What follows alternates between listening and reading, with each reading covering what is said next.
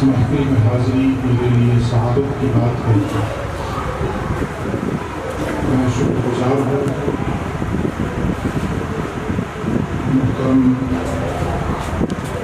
عزت مآب قابل احترام حضرت مشیر عثمانی صاحب کا، انہوں نے مجھے اس پروگرام میں شرکت کا موقع منعقد فرمایا۔ اللہ رب العزت مجھے آپ ہم سب کو اس پروگرام کی حاضری کے بغیر دونوں جہان کی سعادتوں سے مالامال فرمائے اور اس مقدس ہستی کے کرسی میں ہمارا جمع ہوئے ہیں، اللہ ان کے فیوز و برکات سے ہم سب کو مالامال فرمائے۔ ایک دعا اور خاص طور پہ کروں گا کہ چونکہ یہ ادارے کا جلسہ ہے، 4 بچوں کے سروں پر آپ نے بھی مشاہدہ کیا ہے کہ حفظ قرآن کریم کے سرے کے طور پر دستار سے دی گئی ہے۔ یہ دعا بھی ہم کریں گے کہ اللہ رب العزت ہم سب علم کے نور سے مالامال فرمائے۔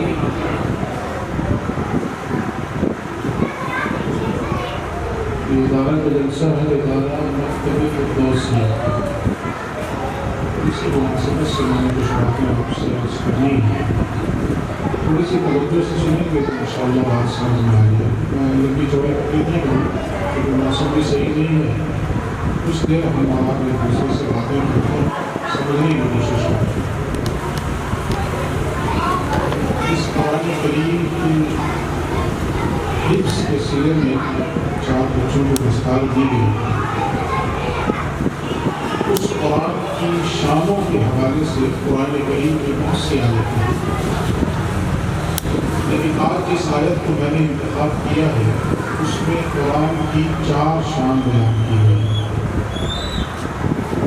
اور سب سے پہلے تو ہم وہ 4 شان سمجھیں گے کہ قرآن کی وہ 4 شان ہے۔ اللہ رب العزت فرماتا ہے یا ایھا الناس۔ اب یہاں جو چیز سب سے پہلے سمجھنے کی ہے، میں بغیر کسی تمہید کے ڈائریکٹ اپنا موضوع شروع کریں گے۔ پہلے تمہید کی جائے وہ سفر میں کیا ہوا کیا نہیں ہوا، ضیاء ہے، اس لیے سیدھا سیدھی اپنی بات ہے۔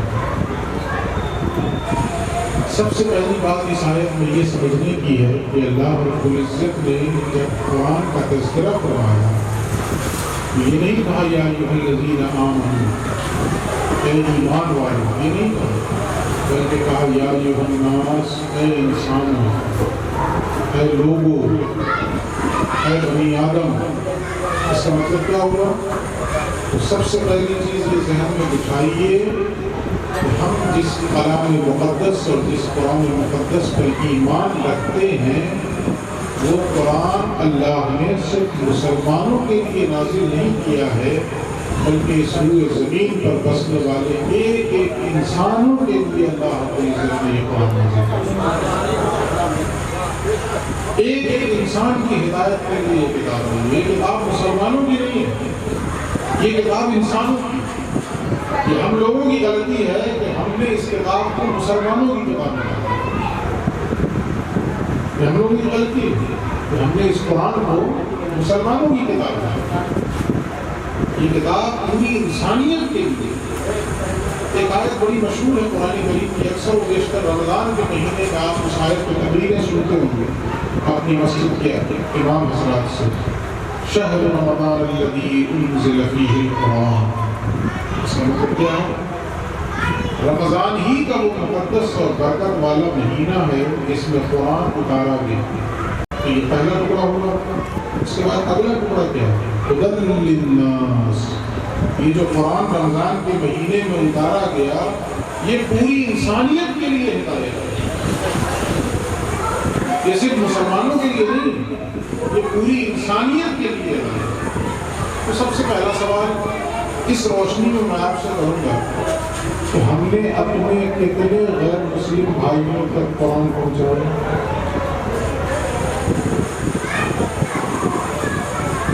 اچھا، اگر کوئی ہمارے گھر میں ہمارا کوئی قریبی دوست بھی ہو نا غیر مسلم، وہ قرآن چھو گے تو ہم بگڑ جائیں گے، اتنا ناپاک۔ وہ وہ جھولے تو بگڑ جائیں گے. مسجد میں یا اور دیگر معاملات میں جو کنڈیشن لگائی گئی ہے وہ مسلمانوں کے لیے ہے، مسلموں کے لیے نہیں. ایسے جانا ہے، یہ کرنا ہے، یہ کرنا ہے، یہ مسلمانوں کے لیے ہے، مسلموں کے لیے کنڈیشن نہیں ہے. ایک غیر مسلم اگر قرآن پڑھنا چاہے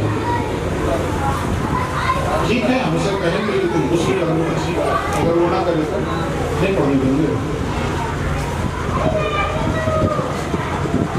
عجیب صورت ہے.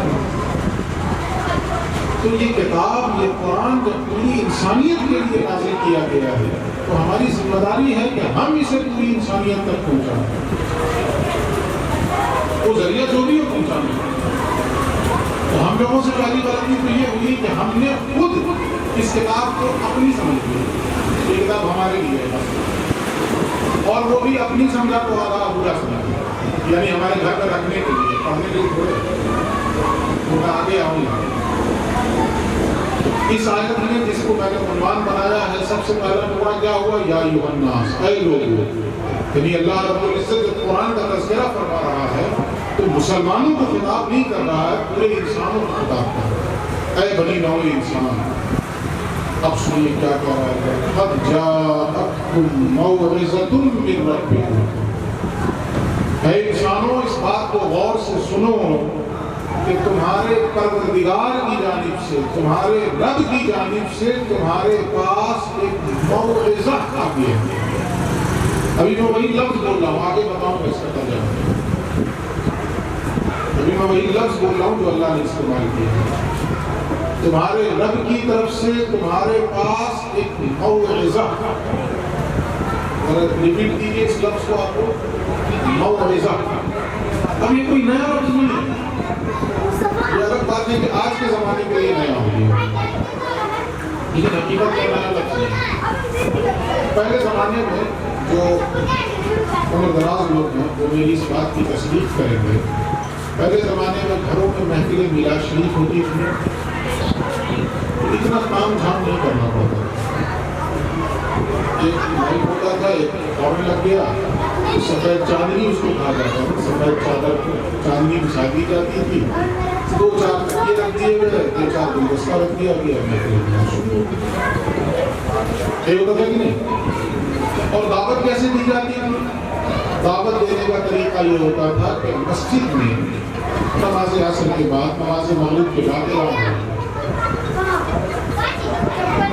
آپ حضرات اس اعلان کو غور سے سنیں کہ فلاں صاحب کے یہاں آج بعد نماز مغرب یا بعد نماز عشاء میلاد شریف کی محفل سجائی گئی ہے، آپ حضرات کو شرکت کی دعوت دی جاتی ہے. تو سمجھ جاتے تھے کہ میلاد میں شرکت کی دعوت ہے، کھانے میں نہیں ہے. آج کا مسئلہ یہ ہے کہ دعوت دی جائے تو مطلب کھانے کی دعوت. آج کی صورتحال یہ ہے کہ اگر کہا جائے کہ آپ لوگوں کو ہمارے یہاں میلاد ہے، اس میں دعوت ہے، تو کھانا ایک دن سمجھا جاتا ہے. کبھی تو دعوت ہمیں میلاد میں کیا کریں، اس میں ہمارا جھگڑا کرنا ہو تو جھگڑا کرنے میں سب سے آگے رہتے کہ نہیں، میلاد اتنا بالکل ضروری ہے، مگر وہ میلاد ضروری ہے جس میں کھانا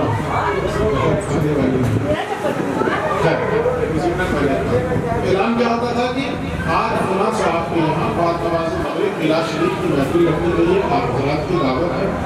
فلاں عالم صاحب آ رہے ہیں واعظ کہنے کے لیے. یہ لفظ بولا جاتا ہے کہ نہیں؟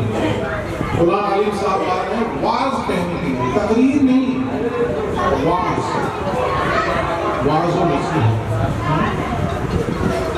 مشائخ کے یہاں آج بھی، بزرگان دین کے یہاں آج بھی، خانقاہوں میں آج بھی جب صوفیہ اپنی مسند پہ بیٹھتے ہیں اپنے مشیخت کے اندر، یہ نہیں کہا جاتا کہ حضرت اب تقریر کریں گے. یہ نہیں کہا جاتا. کبھی سنا کہ فلاں خانقاہ کے صاحب سجادہ صبح 8 بجے تشریف لاتے ہیں، مریدین کے درمیان بیٹھ کے تقریر کرتے ہیں، واعظ کہتے ہیں. یا اور آسان لفظوں میں کہتے ہیں واعظ و نصیحت فرماتے. یہ کہتے ہیں کہ نہیں، واعظ و نصیحت. یہ جو واعظ کا لفظ ہے نا، اس کو آپ سمجھ گئے، اس کا معنی کیا ہے؟ نصیحت. واعظ و نصیحت. تو واعظ کا معنی نصیحت. یہی واز ہے موعظہ۔ اللہ رب العزت نے کیا کہا؟ اے لوگوں، تمہارے رب کی جانب سے تمہارے پاس ایک نصیحت آ گئی، موعظہ، نصیحت آ گئی۔ اب فرق کیا ہوا؟ میں نے تقریر اور واز کا جو فرق بیان کیا وہ کیوں کیا اس کو بھی سمجھا۔ بزرگان دین، مشائخ کرام کی باتوں کو واز اس لیے کہا جاتا ہے کہ وہ موعظہ سے بیان کرتے ہیں، اس لیے ان کی باتیں واز ہیں۔ موعظہ کیا ہے؟ قرآن۔ موعظہ کیا ہے؟ قرآن۔ وہ اپنی باتوں کو قرآن سے مدلل کرتے ہیں، اس لیے ان کی بات واز ہے۔ اور جلسے جلوس میں آج کل جو تقریر ہو گئی وہ اسی وجہ سے تقریر ہو گئی ہے کہ وہاں موعظہ سے کوئی بات کی نہیں جاتی ہے، وہ تو ایران اور اسرائیل میں کس سے سنائی جاتی ہے، وہ تقریر ہے۔ مشائخ تقریر نہیں کرتے، مشائخ واز بیان کرتے ہیں، اس لیے کہ ان کی باتیں قرآن سے ہوتی ہے۔ اور قرآن کی شان کیا ہے؟ موعظہ۔ یہ قرآن کی پہلی شان ہے۔ اور کتنی شان ہے اس آیت میں؟ شروع میں بتا رہا ہوں آپ کو، 4۔ پہلی شان کیا ہوئی؟ موعظہ۔ موعظہ کا معنی کیا ہوا؟ نصیحت۔ سمجھ گئے اس بات کو؟ تو قرآن، اللہ رب العزت فرماتا ہے کہ اے انسانوں، یہ قرآن جو ہم نے تمہیں دیا ہے یہ موعظہ ہے، نصیحت ہے۔ تو کیا کرنا چاہیے؟ نصیحت ہے تو کرنا کیا چاہیے؟ اچھا، آپ جو خانقاہ کی مجلس میں بیٹھے ہیں، آسانی سے ذرا یہاں سے مثال دے دیں۔ پیر صاحب کی نصیحت فرما رہے ہیں، بتا دیجیے، چادر ہو کے سو جائیے، یہی کیجیے گا۔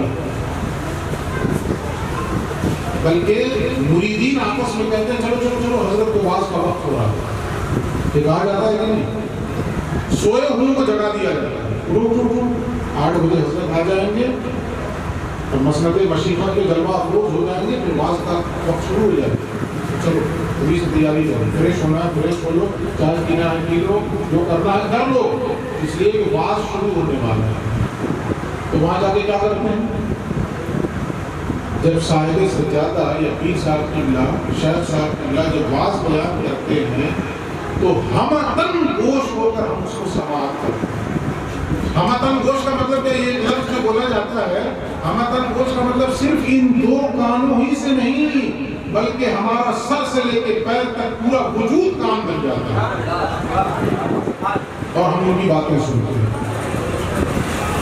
تو ان کی باتوں کو سننے کا اتنا اہتمام ہو رہا ہے، جو موعظہ سے بول رہے ہیں، جو موعظہ سے بول رہے ہیں، ان کی باتوں کو سننے کا اتنا اہتمام، تو جو سراپا موعظہ ہے اس کو کتنا سننا چاہیے؟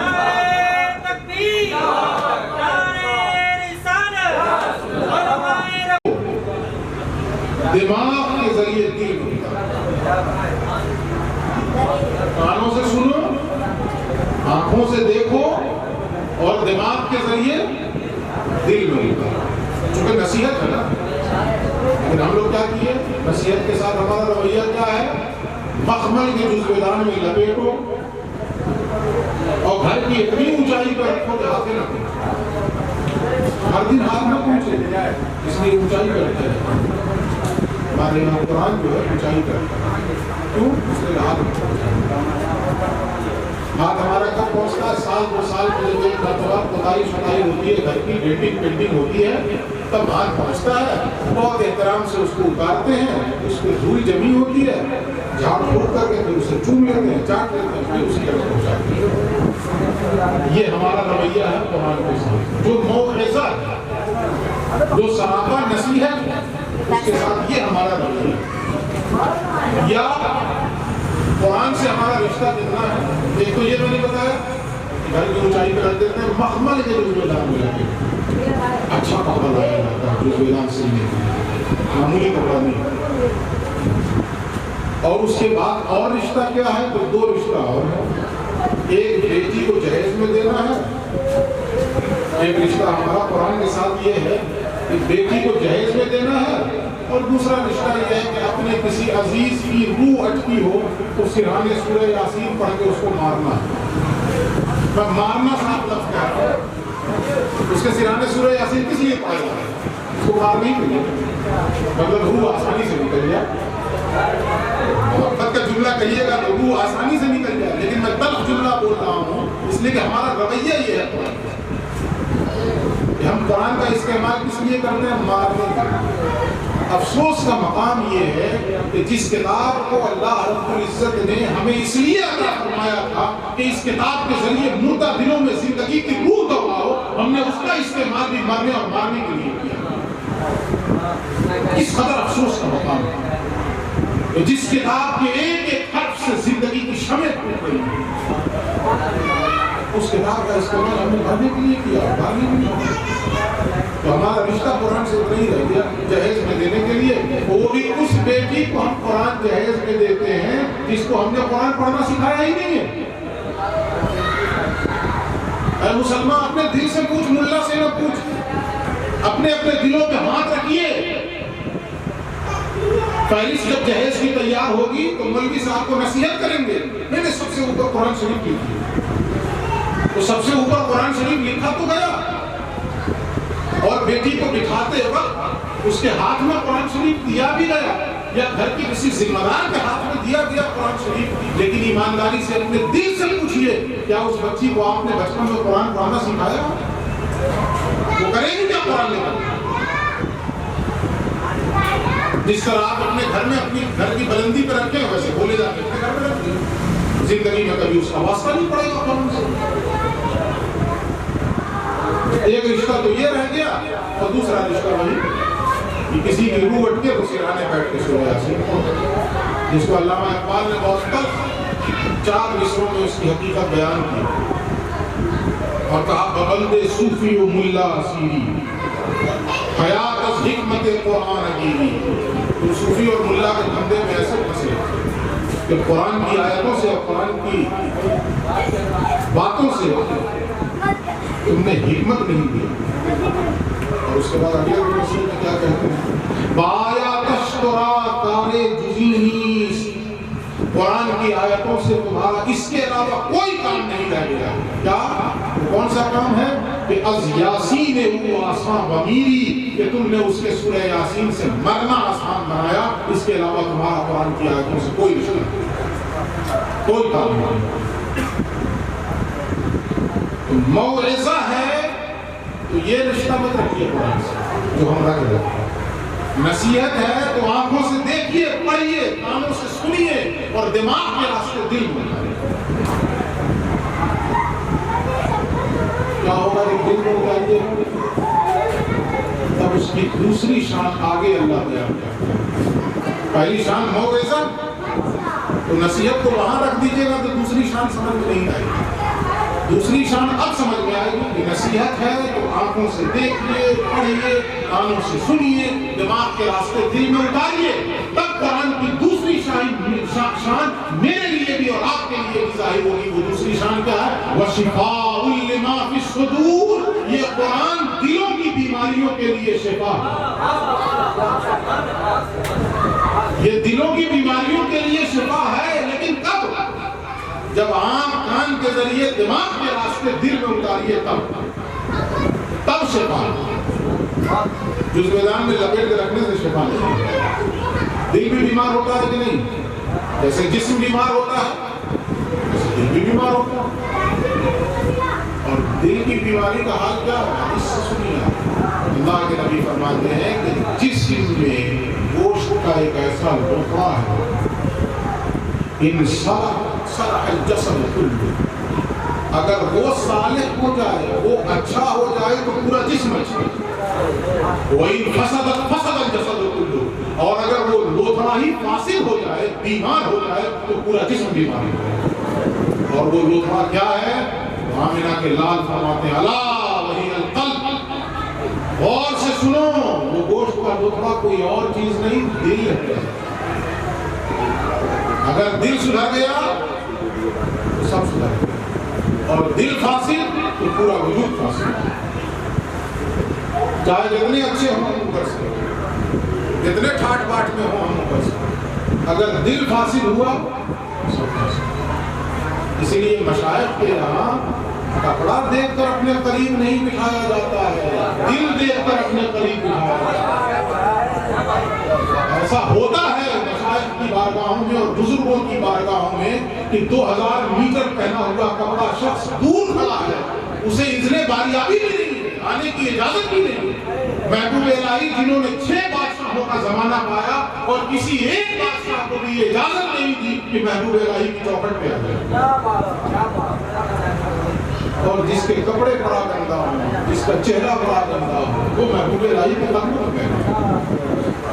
کیوں؟ اس لیے کہ وہاں اذن باریابی دل دیکھ کر لی۔ کیوں؟ اس لیے کہ آمنہ کے لال کا فرمان ہے دل اگر صالح ہے تو پورا وجود صالح ہے، اور دل فاسد ہے تو پورا وجود فاسد ہے۔ تو اس قرآن کو نصیحت ہے دل میں اتاریے، جو ہی اترے گا یہ قرآن دل میں، دلوں کی بیماریاں رخصت ہو جائیں۔ کچھ کرنے کی ضرورت نہیں ہے آپ کو، قرآن اتاریے خود بخود دل کی بیماری رخصت ہو۔ پھر اقبال کا شعر سنیے کیا کہتے ہیں، یہ اب اس شان کا، پہلی شان کو تو سنا دیا، اب اس شان کو سنیے۔ اقبال کہتے ہیں کاش کویم ماچے در دل مزمرس، جو میرے دل میں چھپا ہے آپ میں تمہیں صاف صاف بتا دیتا ہوں۔ ای کتابیں نیز چیزیں دیگر، یہ جو قرآن مقدس ہے اس کو صرف کتاب مت سمجھو، یہ کوئی اور چیز ہے۔ اس کو صرف کتاب نہ سمجھو، جیسے اور بھی کتابیں ہیں، اس کو اسی طرح یہ کتاب نہ سمجھو، یہ کوئی اور شے ہے۔ اب کیا ہے اس کی شان؟ اقبال کہتے ہیں چون بجان در رفت جان دیگر شان، جب یہ قرآن جان کے اندر داخل ہوتا ہے تو جان بدل جاتی ہے۔ جب یہ قرآن جان کے اندر داخل ہو تو جان بدل جاتی ہے۔ کیسے بدلتی ہے؟ ابھی 1 سیکنڈ پہلے کافر اعظم ہے، 1 سیکنڈ پہلے کافر اعظم ہے، اور جو ہی یہ قرآن سینے میں اترا ہے تو اگلے ہی لمحے وہ فاروق اعظم ہے۔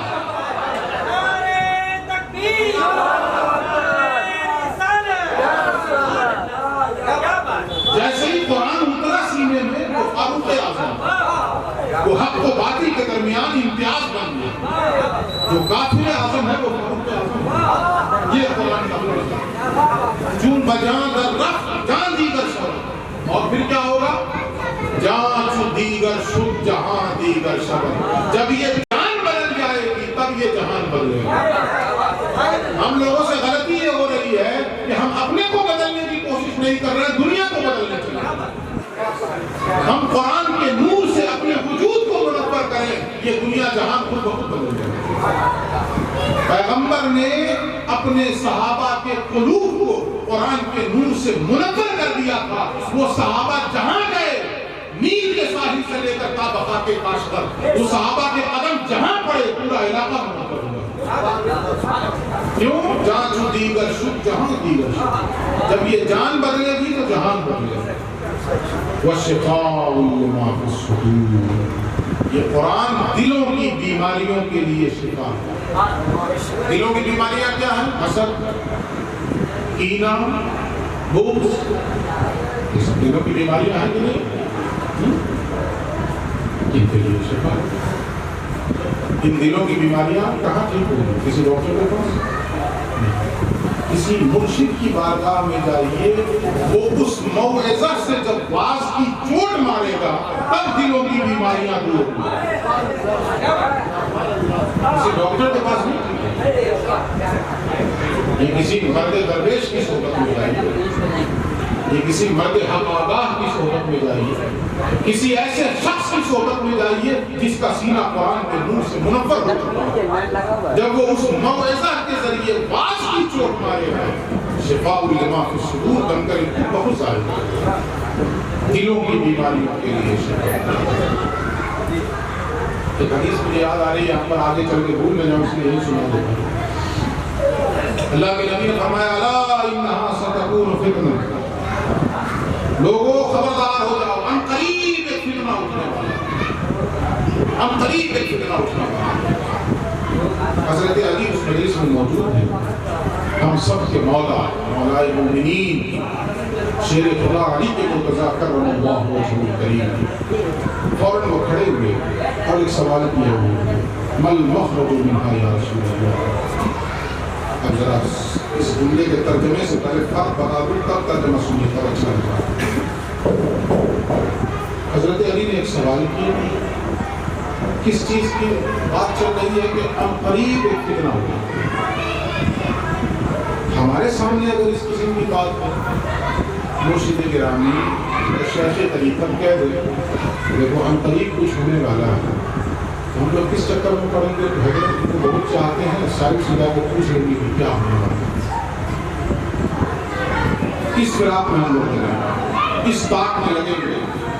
میں تو خادم خاص ہوں، اکیلے میں رہ گئے دھیرے زیادہ پوچھ رہے ہیں حضرت ہم کو بتا دیجیے کیا ہونے والا ہے۔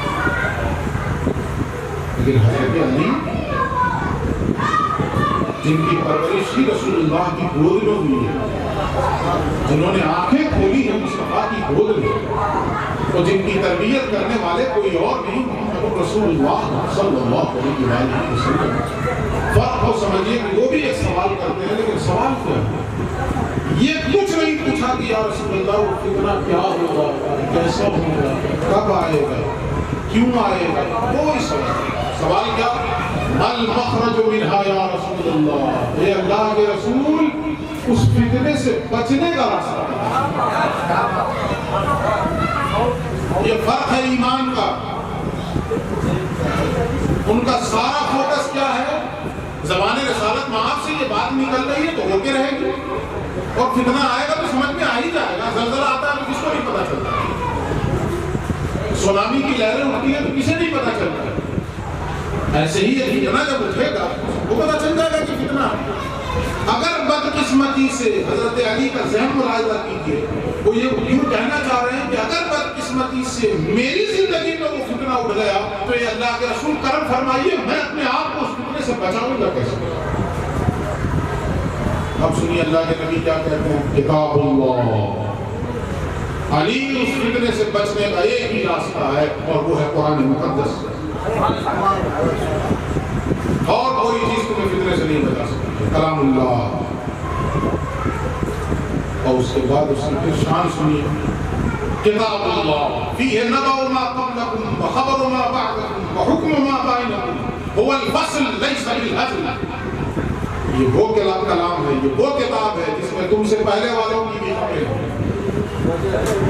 نہیں ہے اس میں؟ پچھلی امتوں کا تذکرہ ہے کہ نہیں؟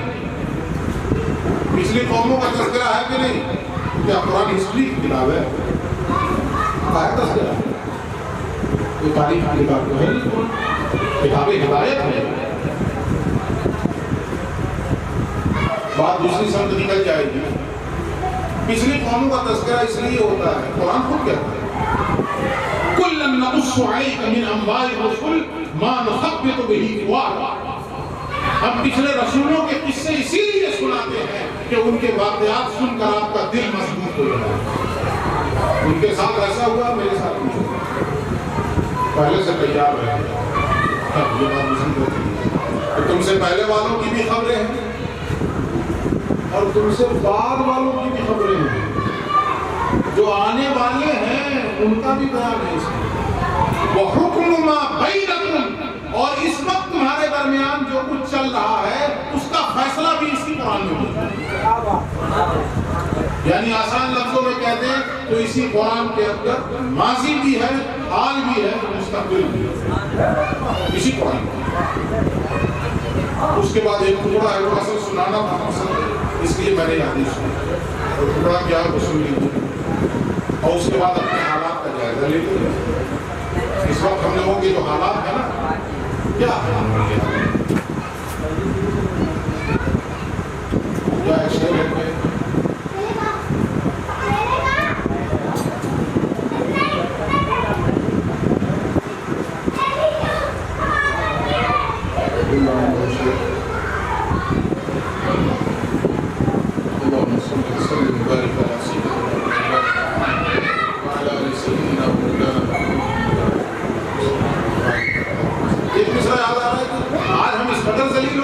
کل کیا حالت تھی؟ گستاخی فرشتہ ہماری جناب میں،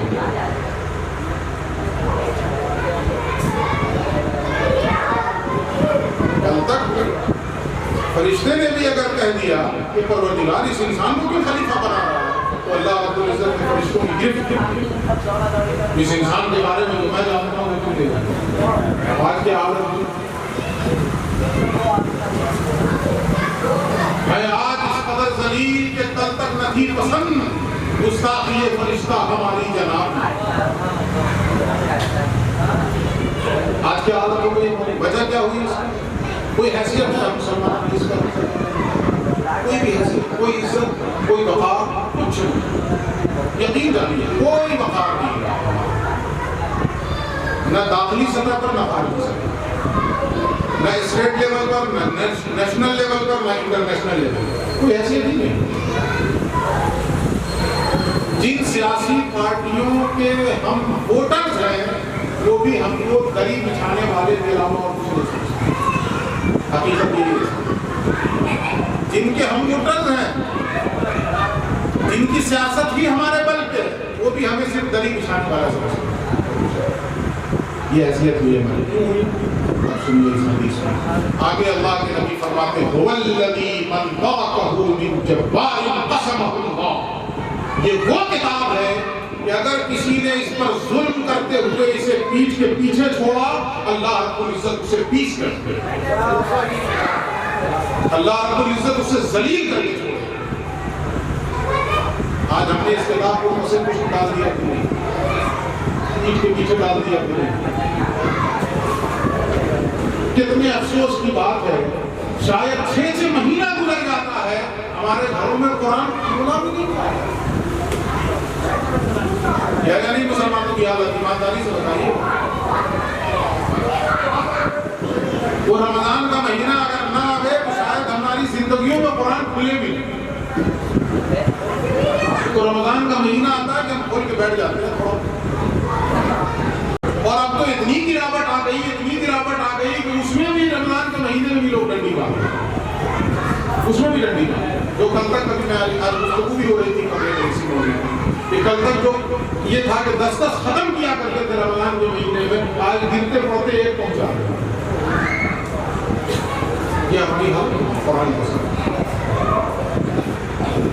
دوسری شان کیا تھی؟ وَشِفَاءٌ لِمَا فِي الصُّدُورِ، یہ قرآن دلوں کی بیماریوں کے لیے شفا ہے۔ یہ سمجھ گئے نا ترتیب؟ پہلی شان نصیحت، تو نصیحت کو کیا کرنا ہے؟ دماغ کے راستے سے دل میں اتارنا ہے۔ جب دل میں اتاریں گے تب اس قرآن کی دوسری شان ظاہر ہوگی، اور وہ دوسری شان کیا ہے؟ دلوں کی بیماریوں کے لیے شفا۔ جب دلوں کی بیماریوں کو شفا مل جائے گی تب اس کی تیسری شان ظاہر ہوگی، وَهُدًى، اب یہ کتاب ہدایت۔ پتہ کیا چلا؟ اس دل میں اس کتاب کے ذریعے ہدایت کا نور نہیں جگمگائے گا جو دل بیمار ہے۔ جو دل بیمار ہے اس میں اس کتاب کی ہدایت کا نور نہیں جگمگائے گا۔ پہلے اس نصیحت کو دل میں اتارو، یہ نصیحت دل میں اترے گی، دلوں کی بیماریاں رخصت ہوں گی۔ تو خانقاہوں میں ایک شعر پڑھا جاتا ہے کہ سب تمنا دل سے رخصت ہو گئی، اب تو آجا، اب تو خلوت ہو گئی۔ سب تمنا دل سے رخصت ہو گئی، اب تو آجا، اب تو خلوت ہو گئی۔ دلوں کی بیماریاں جب نکل گئی، آئینہ قلب جب صاف و شفاف ہو گیا، اب یہ قرآن ہدایت بن گیا۔ اب یہ تیسری شان ظاہر ہوگی، قرآن ہدایت ہے۔ اب اس کے بعد چوتھی شان جب ہدایت بنا تو انسان کیا ہو جائے گا؟ مومن۔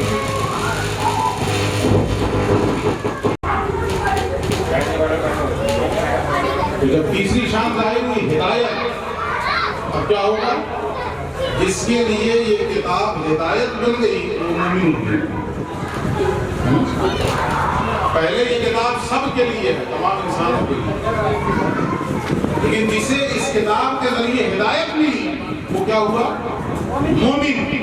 ہدایت ملی تو مومن بنا۔